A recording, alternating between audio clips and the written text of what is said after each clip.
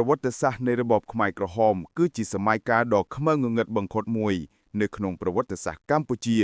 ដែលបង្កឲ្យមានសោកនាដកម្មធំធេងដល់ប្រជាជនខ្មែរខាងក្រៅនេះជាសេចក្តីសង្ខេបលម្អិតនៃប្រវត្តិរបបខ្មែរក្រហមការកកើតនិងការកើនឡើងទសវត្សរ៍ឆ្នាំ1940ដល់1975ប្រភពដើមនៃចលនាកុម្មុយនីសចលនាខ្មែរក្រហមបានចាប់ផ្ដើមចេញពីក្រមមួយនៃបក្សកុម្មុយនីសកម្ពុជាដែលត្រូវបានបង្កើតឡើងតាំងពីទសវត្សរ៍ឆ្នាំ1950ដោយមានការជះឥទ្ធិពលពីលទ្ធិកុម្មុយនីសវៀតណាមនិងយុវជនខ្មែរដែលបានសិក្សានៅទីក្រុងប៉ារីសមេដឹកនាំសំខាន់នៃចលនានេះគឺសាឡុត ស ដែលក្រោយមកស្គាល់ថាប៉ុល ពត ដែលបានក្លាយជាអគ្គលេខាបក្សនៅឆ្នាំ1963សមាជិកសំខាន់ដទៃទៀតរួមមាននួនជា អៀង សារី និងខៀវ សំផាន់កត្តាជំរុញឲ្យកើនឡើងរដ្ឋប្រហារឆ្នាំ1970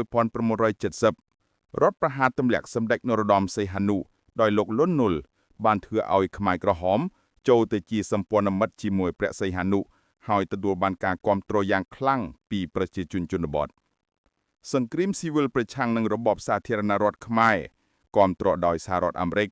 និងការទម្លាក់គ្រាប់បាល់ដ៏ច្រើនសន្ធឹកដោយសហរដ្ឋអាមេរិកលើទឹកដីកម្ពុជាបានធ្វើឲ្យប្រជាជនកាន់តែខឹងសម្បារហើយនាំគ្នាចូលរួមជាមួយចលនាខ្មែរក្រហមរបបកម្ពុជាប្រជាធិបតេយ្យ17មេសា1975ដល់6មករា1979ការកាន់កាប់អំណាចនៅថ្ងៃទី17ខែមេសាឆ្នាំ1975កងទ័ពខ្មែរក្រហមបានវាយដណ្ដើមយកទីក្រុងភ្នំពេញហើយបានបង្កើតរដ្ឋាភិបាលថ្មីឈ្មោះថាកម្ពុជាប្រជាធិបតេយ្យ កបដ ប៉ុល ពត បានក្លាយជាមេដឹកនាំកម្ពុជាហៅថាអង្គការគោលបំណងនិងមនោគមវិជ្ជាឆ្នាំ0ប៉ុល ពត បានប្រកាសថាកម្ពុជានឹងចាប់ផ្ដើមសារជាថ្មីនៅឆ្នាំ0ដើម្បីកសាងសង្គមកសិកម្មកុម្មុយនីសជ្រុលនិយមផ្អែកលើគំនិតរបស់ខ្លួន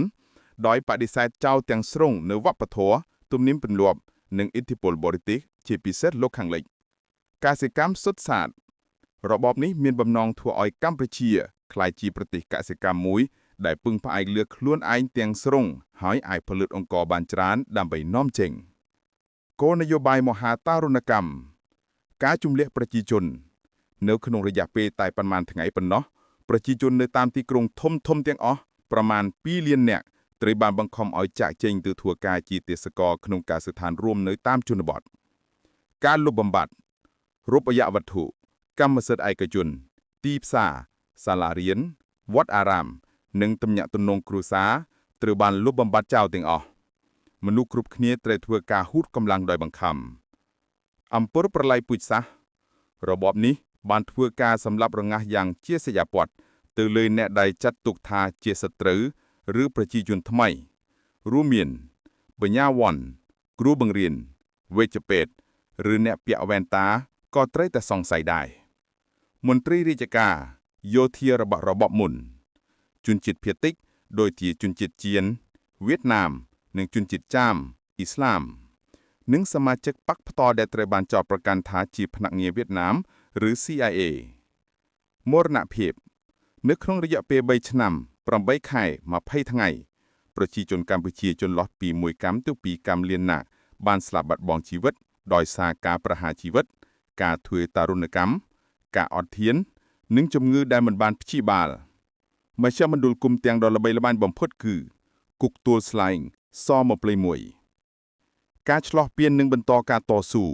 1979ដល់1998ការឆ្លោះពានពីវៀតណាមដោយសារមានចំនួនព្រំដែននិងការវាយដណ្ដើមរបស់ខ្មែរក្រហមទៅលើវៀតណាមកងទ័ពវៀតណាមបានវាយលុកចូលកម្ពុជាហើយបានផ្ដួលរំលំរបបកម្ពុជាប្រជាធិបតេយ្យនៅថ្ងៃទី7មករា1979ការតស៊ូទ័ពព្រៃថ្មីត្បិតតែរបបនៅភ្នំពេញដោះរំលងខ្មែរក្រហមនៅតែបន្តធ្វើសង្គ្រាមទ័ពព្រៃប្រឆាំងនឹងរដ្ឋាភិបាលថ្មីដែលគ្រប់គ្រងដោយវៀតណាមអស់រយៈពេលកាន់ជា20ឆ្នាំទៀតតាមបណ្ដោយព្រំដែនថៃការរលាយរលាយចលនាខ្មែរក្រហមបានបែកបាក់ផ្ទៃកណ្ដុងនិងចុះខ្សោយបណ្ដមួយដងដោយសារការរលាយរលាយនៃប្លុកកុម្មុយនីសទូទាំងពិភពលោកនិងការចុះជុំរបស់មេដឹកនាំសំខាន់ ប៉ុល ពត បានស្លាប់នៅឆ្នាំ1998 និងក្រុមទ័ពព្រៃចុងក្រោយរបស់ខ្មែរក្រហមបានចុះជុំនៅឆ្នាំ1999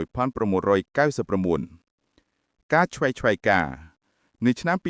2006 អង្គជំនុំជម្រះវិសាមញ្ញ In Courts of the Cambodian Tribunal បានបង្កើតឡើងដើម្បីកាត់ទោសអតីតមេដឹកនាំជាន់ខ្ពស់នៃរបបខ្មែរក្រហមចំពោះឧក្រិដ្ឋប្រទេសប្រឆាំងមនុស្សធម៌